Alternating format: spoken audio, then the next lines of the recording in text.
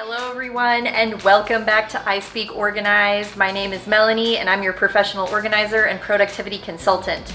Today's video is part 2 of a 3-part series of the book, How to Clean Your Room.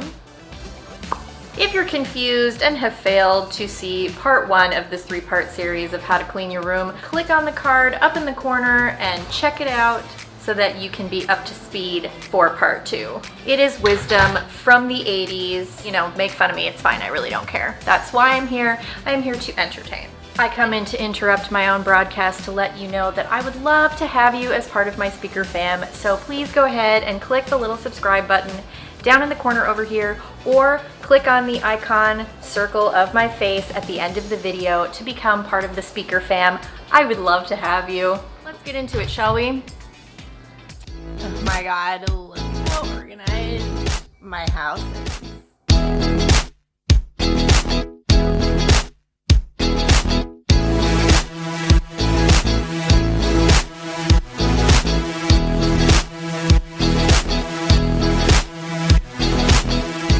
This video is supported in large part by my 2-year-old taking a nap.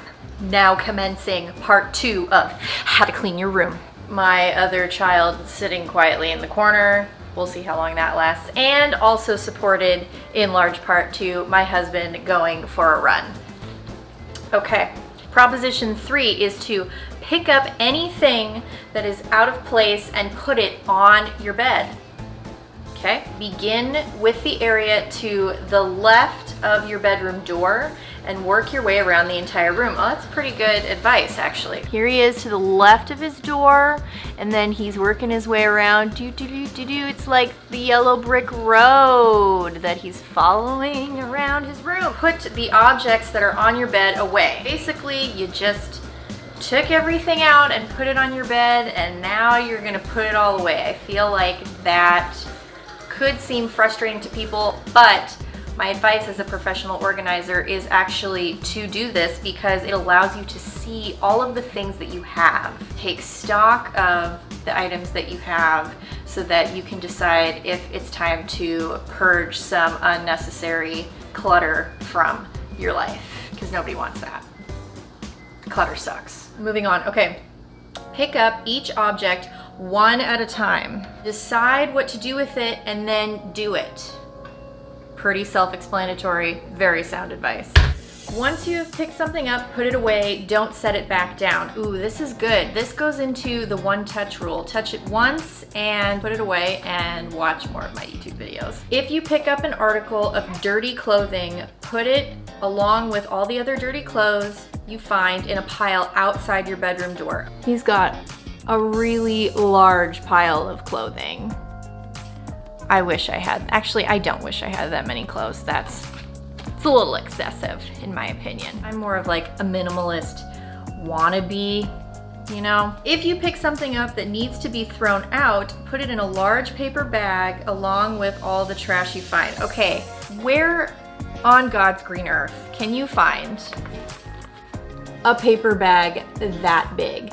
Maybe one of those like giant leaf bags that you can buy at Home Depot, but seriously, I would have never considered putting all of my things into a large paper bag, because the bag's just gonna break. That's dumb. Get yourself a plastic bag. I just lost another subscriber.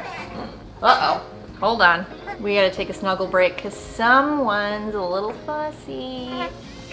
No, no, no, no, no, no. I said no. Did you just yak on me? Yeah, you just yacked on me. Thanks a lot. Thanks a lot for ruining the entire video. I'd like to introduce you all to the mayor of Yakima, which is actually a real place in Washington State, by the way. Fun fact. Ruined the entire video. Whole thing. Ruined. Ruined. Okay, where were we? If you pick something up that needs to be put away, don't stuff it any old place. This poor frog, man, gets tossed out with the dirty laundry, and then he gets shoved into a drawer and smushed as this kid, again, with the tongue out, you know, because that's how you clean your room. Put everything away carefully exactly where it belongs. Let's see the difference here. Here's the difference. So we have stuffing things in drawers is a big no-no versus putting things away neatly. It's the right way to go. If you pick up a clean article of clothing, put it away carefully. Blouses, shirts, jackets, and dresses should hang on a hanger the same way they hang on your shoulders. Ooh, how interesting. With the top button buttoned or the zipper zipped. Okay, cool. I don't even do that, but I might start doing that now. Wisdom of the 80s, come and get us. Skirts should hang on skirt hangers, or they can be pinned on wire hangers with safety pins. Oh, okay. This is amazing. I love it. Okay, so safety pins. There you go. Options. Pants should be smoothed out with the crease running down the middle of each leg, then hung by the cuffs on a pants hanger or draped over the bottom of a hanger with an equal amount of pants, hanging on each side of the hanger. A closet looks neater when all the skirts or blouses hang together, the pants or the skirts hang together, and the jackets hang together, etc. So basically, you're grouping your clothes into categories. If an article of clothing needs to be folded before it's put away, do it properly. To fold underwear and shorts, smooth them out and fold them over in half.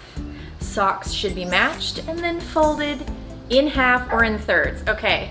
I ball my socks. A lot of people, I know, the horror. A lot of people will tell you not to do that, but if you do it and fold them into a flat package, you'll be less likely to stretch out the lining of your socks, and it's just fine. Go ahead and direct your attention to the top of the screen where I have conveniently displayed the card, which will take you over to my how-to KonMari method folding, so you can have an idea about what the heck I'm talking about. Moving on. To fold underwear and shorts, smooth them out and fold them over in half. Oh, I already read that part. Moving on. Belts should be rolled up or hung up. After everything is put away, item 5 is to dust the furniture in your room. Okay, this is next level cleaning. This is the type of cleaning that I was expected to do as a kid. No wonder everything's all dusty and fingerprinty these days.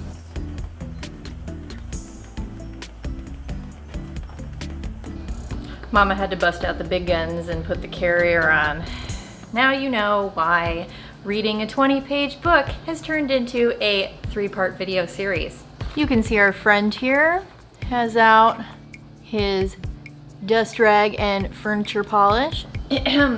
Begin with the area to the left of your bedroom door and work your way around the entire room, as before with the decluttering process.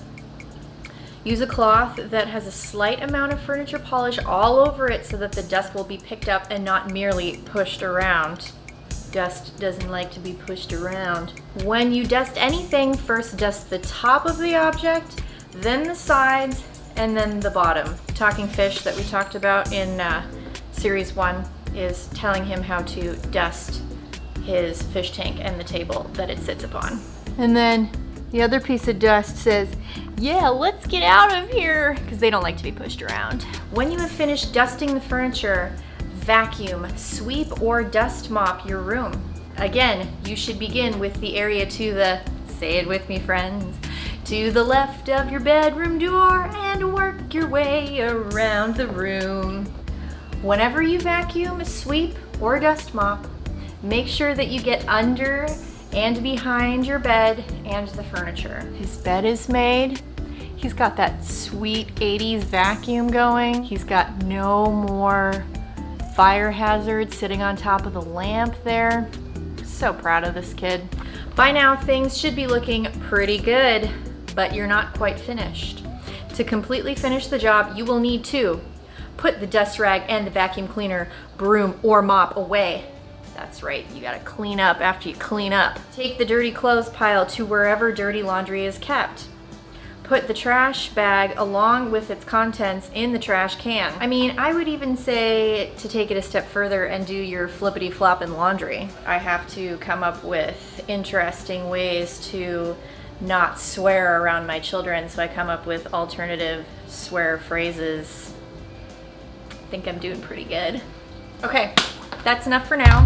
This will conclude part 2 of our 3-part series of how to clean your room. I upload videos every single week, and I would love to have you as part of my speaker fam, so go ahead and hit the subscribe button down in the corner over here, or the little circle of my face. You can also click on that to subscribe to this channel. Tune in with me next time for the 3rd and final part of how to clean your room.